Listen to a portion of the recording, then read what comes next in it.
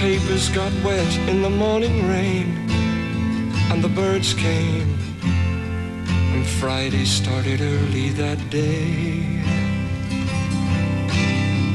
Mr. Albert Aloysius Jones rubbed the sleep out of his bones, ate his toast and spoke her name. His feet went off to find a train, same old way, and his hand reached out to catch its pay. And there was much he didn't know about his life. The girl who typed his letters loved him better than his wife.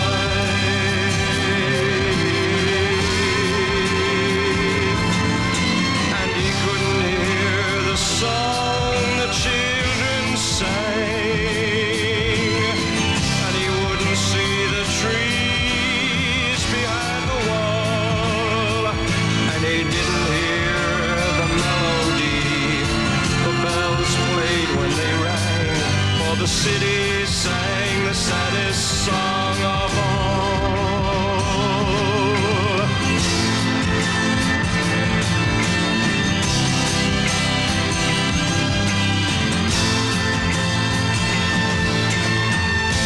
And Mrs. Millie Jones arose and ran a comb around her curls, and did the washing and the ironing for 3 dirty little girls.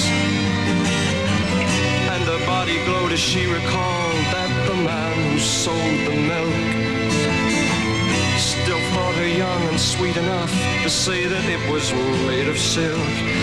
And she smiled as she remembered all the things about his touch, and she wondered how a man like that could make her feel so much.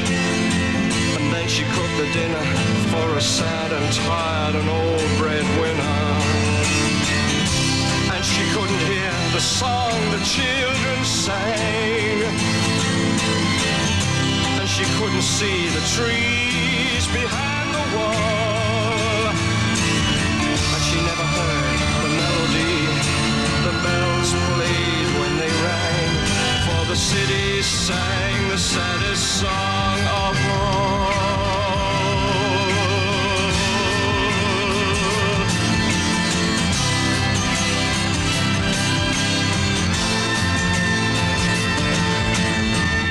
The Joneses' leaves were in a pile, and their children smiled, and brought them breakfast on a tray. And Mr. and Mrs. Jones rubbed the sleep out of their bones, took the food and said thank you, and then they wondered what to do with the Saturday.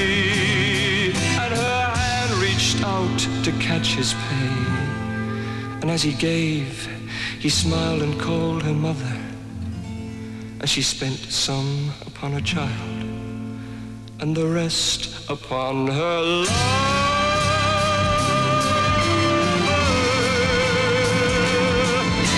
And they couldn't hear the song the children sang, and they couldn't see the trees behind the wall, and they never heard the melody the bells played when they rang, for the city sang the saddest song of all.